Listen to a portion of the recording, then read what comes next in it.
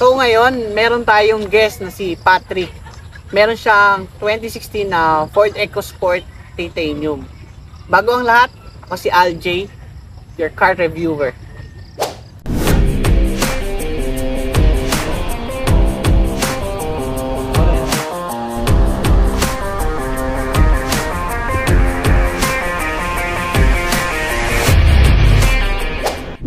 So, ito kasing EcoSport, diba, lumabas siya nung 2016.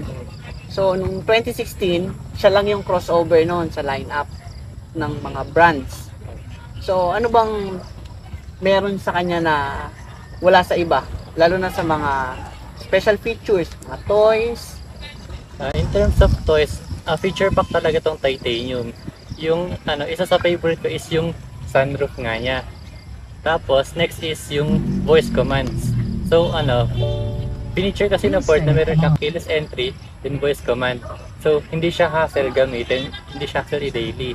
Then, next naman na feature sa kanya is automatic yung headlight niya. Kapag madilim na, bukas siya nagbubukas. And yung wiper niya, automatic din. Kapag naka-detection na ulan, kusan mag-wipe. Tapos depende din yung speed sa lakas na ulan. Kapag mahina lang, mabagal wipe niya. Kapag malakas ulan, mabilis din wipe niya. Pagdating naman sa fuel consumption kasi 'di ba, nakasanayan na natin dito sa Pilipinas na kapag bumibili ng kotse, lalo na ngayon, mahal yung gasolina.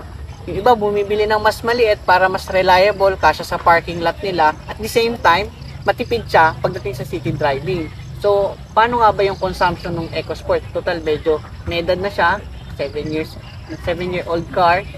So, kaya pa ba niya na maging makasabay sa mga latest na mas matipid? In terms of makasabay sa latest na mas matipid is tingin ko hindi na, kasi right now ang consumption niya ngayon is 11 liters per 100 kilometers. Pero nung bago lang to, umabot to ng 10.2 liters per 100 kilometers, which is sobrang tipid sa compared sa ibang kotse. So actually naman yung consumption niya para sa akin, kasi ako ang dinadrive ko kasi Toyota, almost kaya pa niya sumabay para sa akin lang, based on my opinion, based din sa paggamit ko rin ng sasakyan. Na kasi yung ngayon, yung ibang kasing kotse, kagaya ng ibang brands, lumalaro rin siya ng mga 10 kilometers per liter city driving. So kung si EcoSport nakaka-reach pa rin siya doon, so tipid pa rin na siya. Pagtingin naman sa size, nakita ko kasi siya kanina sa loob, sobrang luwag. Talagang yung mga ganito ko, yung sa loob, pag nakaupo ka, parang kang nasa SUV. Hindi ko na-experience yun sa mga ibang brand, lalo na sa Japanese cars. Kasi kadalasan kasi, na-experience ko sa Japanese car, skip, yun sa ganito, yung braso mo, pag nilagay mo sa may sidings, talagang sakto. Hindi ka guys sa kanya, parang nakakahinga pa yung braso mo American car kasi to. Napansin ko lang dito sa EcoSport, yung ground clearance niya na maganda, na although maliit siya, parang hatchback na mataas kasi crossover, kaya niya pa rin sumabay sa mga latest ngayon na crossover na mataas din yung ground clearance. Tapos din nga sila nagkakalayo Pagdating naman sa mugs, maganda rin yung mugs niya. Ano ba yung mugs niyan? Stock? Yung mugs niya is hindi stock. Ang stock niyan is silver or alloy. Pinapowder coat namin ng black. Pero yung mugs niya, kapareho siya ng mga latest na EcoSport. Yung 2019 something, yung iba yung headlight, yung mas malaki na parang Mustang. Parang ganyan yung mugs ko na, yung ganda nga Yung Goodyear, stock yan na gulong, yung stock niya. Naghanap talaga kami ng kapares ng stock para yung takbo niya hindi mag-iba. Sa totoo lang, maganda yung kasama niyang gulong na stock. Kasi yung ibang brand, gumagamit sila ng Dunlop or Yokohama. Ganun yung ginagamit nila kapag yung mga crossover. Ewan ko lang yung mga latest ngayon, kasi yung sa amin, Avanza, Dunlop yung libre niya. Kaya lang, nung pinalitan nga namin siya ng gulong, tumagtag. So, pagdating naman sa sa features ng headlight niya, meron bang kakaiba? Kung i-compare siya sa mga bago ngayon is wala siyang DRL. Pero sa panahon niya, Maganda kasi meron siyang automatic headlight na kusa nga siyang bumubukas kapag madilim. At kusa rin namamatay kapag maliwanag. Automatic na sa 2016. Sa totoo lang, guys, pagdating ng 2016, yung automatic na headlight, automatic na pag-wipe pag naulan, saka yung sunroof, sobrang bihira nun sa mga competitor brand niya. Kahit sa Chevrolet na lumabas, bihira yung may mga sunroof. Sabagay, top of the line no titanium. Kaya pala, Hindi ko lang sure kung may lumabas sa Chevrolet. Hindi ko sure kung trucks ba yun. Yung Trucks yung katapat parang niya. katapat niya. Pero parang walang sunroof yun kahit yung top of the line. Hindi rin namin i-check yung trucks so di ko rin alam. Bagay, sa ito maganda rito kasi 'di ba nung 2016, yung mga SUVs tinanggal na nila yung design na yung nasa likod yung reserve nasa puwet. Tinanggal na nila, bihira ka na makakita noon. Parang nakakakita lang ako noon sa mga Pajero na mas latest ng 2016. Pero ito sa EcoSport meron meron siyang gulong. So ano ba yung libre niya? Ang gulong. Ano ba tawag doon? Hindi siya yung kapares ng Mags Ay, hindi siya mags. pero same size. So ngayon, 'di ba, yung mga ibang car owner na pag bumili ng sasakyan may mga upgrades or accessories yung pampa feel good, nakaka-good vibes kung nakikita mo. So ano ba yung mga major upgrades saka minor upgrades mo dito sa EcoSport? In terms of performance, wala naman. Lahat ng upgrade namin is puro visual lang. Ang pinakapansin is yung shark fin antenna. Ayan. Kasi yung original antenna niya is ganito kahaba. Sumasabit sa mga sanga ng puno tulad nito. Ayan, sumasabit yan dyan. So pinapalitan namin shark fin. Medyo humina yung sagap yun ng signal, pero at least hindi sumasabit. Then next naman is yung step cord. Itong step cord na to is purely aesthetic lang, hindi siya pwede tapakan. Then next is yung naman, itong mags nga na pinapowder coat namin ng black. Then next is yung brakes niya na hindi ito yung stock color niya.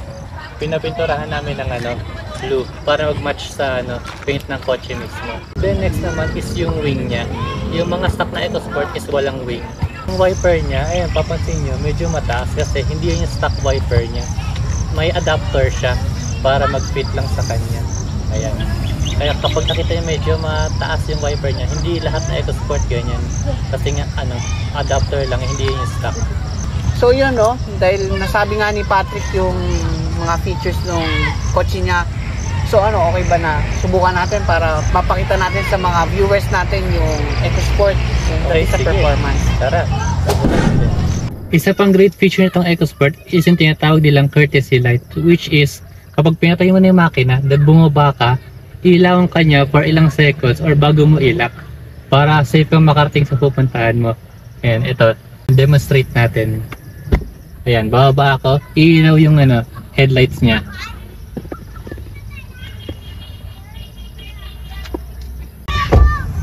So ito, kakababa lang natin. As you notice, nakailaw siya ngayon. Then iilaw siya for approximately 10 to 15 seconds or hanggang sa ilak natin. Yun, susubukan naman natin tong Ford EcoSport. Bago yan, ito nga pala yung susi ng isang Ford EcoSport. Sobrang premium, parang sa mga bagong kotse ngayon.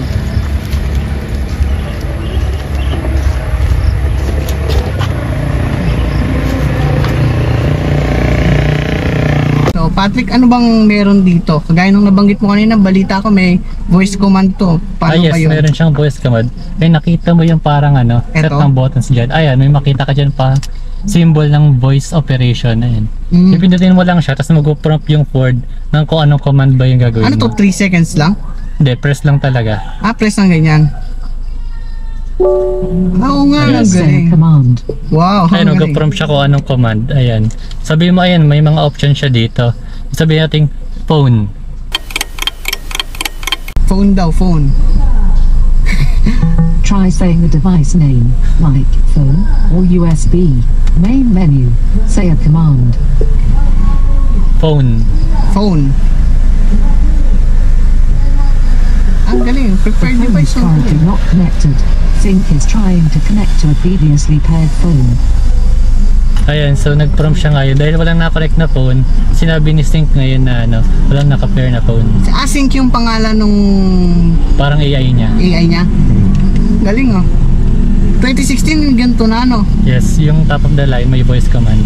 Galing na ito. Ay, may galing. May speaker dito. So ngayon, no, susubukan natin yung Ford EcoSport. Subukan natin yung performance niya. Gaya nung payo ni Patrick na meron daw itong mga voice over. Sobrang ganda na ito nung 2016. Ngayon, susubukan natin kung maganda rin yung power niya. At syempre, hindi mawawala kung susubukan din natin yung brake at saka yung power niya. At saka yung suspension. Pinakamahalaga yung suspension. Alam naman natin dito sa Pilipinas na kailangan maganda yung suspension dahil sobrang daming lubak dito eh. Nalilito ako dito sa Ford. Iba yung position ng ilaw niya. Sa Japanese car kasi nandito sa may kaliwa eh. So ngayon dito sa steering niya, sobrang ganda. Ang lambot ng manibela niya. Saka yung lambot niya, hindi siya yung kagaya ng ibang kotse na malambot lang. Parang mayroon siyang sariling character. Ito yung nagustuhan ko dito sa EcoSport nung unang pag-try ko eh. Buwan naman natin dito sa pagliko ulit. Medyo nanibago lang ako dito sa EcoSport kasi parang dinadrive mo yung SUV, yung may konti siyang weight. So dito kasi sa Cavite, sobrang daming lubak. Itong EcoSport, sobrang ganda ng suspension. Talaga namang wala kang masasabi. Talagang may enjoy mo yung ride niya. Tapos sa preno niya, hindi siya yung may bite. Kasi yung ibang SUV may bite, yung konting tapak mo lang sumusubsub ka. Dito hindi. Kaya lang yung preno niya may konting lalim. Pero okay naman, noticeable naman. Sobrang perfect nito sa mga beginner driver kasi friendly tong sasakyan na to. Kaya lang kapag galing kasi kayo ng Toyota, may kurba-kurba yung cambio nun eh. Pagdating mo dito medyo maninibago ka. Kasi ano eh, straight. Pareho siya sa mga ibang high-end na SUV. Napansin ko lang dito sa EcoSport na ramdam mo may konting vibration kasi nga front wheel drive siya. Unlike sa mga rear wheel drive, di mo siya maramdaman. Pero okay naman siya, maganda rin siya hawakan. Tapos ito nga pala, itong EcoSport, sobrang ganda nito dahil meron siyang sunroof. Sobrang perfect nito sa gabi. Halimbawa mag-road trip kayo. Pwede nyo buksan lang yung gitna. Makikita na yung mga stars, lalo na kapag sa mga mega date dyan. Alam na this. Pagdating sa power, meron din siya eh. Mabilis din siya eh. Pagdating naman sa visibility, sobrang ganda ng visibility niya dahil malaki yung bintana, meron siya mga side panel dito sa mga blind spot. Pagdating naman sa aircon, sobrang lamig ng aircon niya guys. Talaga namang giginawin ka. Siguro kung tanghali dito mas malamig kasi ngayong gabi eh. Giniginaw na ako sa sobrang lamig ng aircon niya. Talagang grabe, wala akong masabi sa kotse na to, sobrang ganda. Ngayon, pag-usapan naman natin yung space. Ang kinaganda dito sa EcoSport, yung mga padding niya dito, maluwag, may makakahinga pa yung mga braso nyo. Kaya lang, ang downside lang, wala siya masyadong soft touch. Kung meron mang soft touch, hindi siya yung sobrang lambot. Pero all in all, sobrang functional niya kasi sobrang maluwag. Ay yung yung looks niya pag nag-drive kayo, talaga ang ganda ng sasakyan na to. So bago nga pala, may nakalimutan pala ako sabihin na itong EcoSport meron siyang drive mode, meron siyang sports mode, meron siyang plus minus dito sa gilid. Noong 2016, sobrang bihira sa mga kotse yung may mga sports mode. Although meron naman sila Honda, pero ito kasi yung crossover na meron noon na abot kaya. At saka ngayon, hindi na siya kasing mahal nung bago. Talagang affordable na. Although ito is a 7-year-old car, pero it performs well. Just like a brand new. Grabe guys, matutuwa kayo dito kapag nasubukan nyo itong EcoSport. May enjoy nyo to. Saka sa mga beginner dyan or nangangarap din magkakotse kagaya ko, sobrang ganda na itong kotse na to. Mataas siya, maganda yung ground clearance, spacious. Yung compartment lang sa likod, di nga lang siya sobrang laki pero okay naman. Kasya naman yung mga ibang gamit nyo. Lalo na sobrang perfect na to sa city drive. So ngayon, subukan naman natin yung space ng isang Ford EcoSport. Although maliit na sasakyan siya, pero matutuwa kayo dito. Tara, samahan nyo. Grabe guys, sobrang luwag na itong EcoSport. Although 2016 siya, pero yung space niya, 2 feet din. Yung headroom niya, halos isang dangkal. Kasi ito pa, sa likod. Ang height ko is 5'6". Pero yung likod niya, maluwag pa rin. Yung legroom ko, may 2 feet pa rin ako. Pero yung headroom ko, yun lang, medyo maliit na lang. Pero okay naman kasi nandito yung sa mekanismo ng sa sunroof eh. Saka kasya naman kayo kung mga 5'8 kayo, kasya pa rin kayo. Dahil meron siyang space dito. Dahil makakasandal ka pa naman. Kasi ito, meron tayong kaibigan dito. Siya yung papaupuin ko sa loob. Yan. Same lang kami ng height. Ayan. Sa kanya, sakto pa rin yung size ng EcoSport, maluwag. Tapos meron pa ako isa pang tropa. Subukan naman natin, dalawa sila sa loob. Yan, yun yung space nila sa likod. Yung gitna, hindi na nga lang siya maupuan ng adult, pero pwedeng bata. Alam nyo ba itong EcoSport sobrang unique? Alam mo kung bakit? Bukod kasi meron siyang reserva sa likod. Noong 2016, wala na masyadong kotse yung merong ganito. Ang pagkakalam ko, yung Pajero na lang. Saka, hindi ko alam kung may Everest pa na lumabas na may gulong sa likod nun. Pero ito, ang EcoSport, kala nyo, karugtong siya ng ilaw yung sa pag nagre-reverse light. Pero hindi, wala siyang handle. Pinipindot lang siya, bubuksan nyo siya. Yan, ang luwag ng likod niya. So ngayon, subukan naman natin siya higaan kung kakasya ako sa loob. Ito yung compartment space ng EcoSport. Higa ako. Yan. Guys, sobrang luwag. Saka hindi ako sikip na sikip, tama lang. Hindi nga lang siya kasing laki ng space ng mga bagong crossover. Pero kung mga minimal na gamit, kasyang-kasya dito. Lalo na ngayon, mahilig tayo sa mga mega box, lagay ng grocery, kasya yan dito, sobrang fit. Saka ito, natutupi naman yung upuan niya sa likod. Ito, pakita ko sa inyo. Ito siya oh. Pwede pa kayong maglagay ng gamit. Hindi siya natin na-flat kasi meron siyang unan, pero napaplat pa to.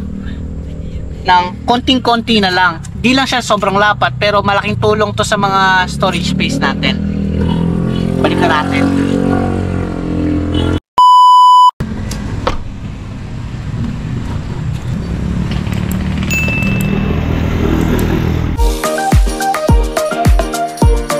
Bago matapos yung vlog ni Angelo, bida muna natin yung voice command ng EcoSport. Pinutin nyo lang itong voice command button. Ito. Please say a command. Call Angelo.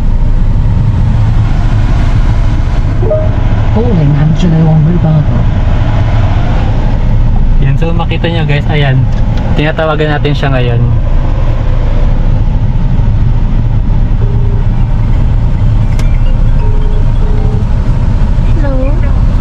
Ayun, nasa likod siya yan.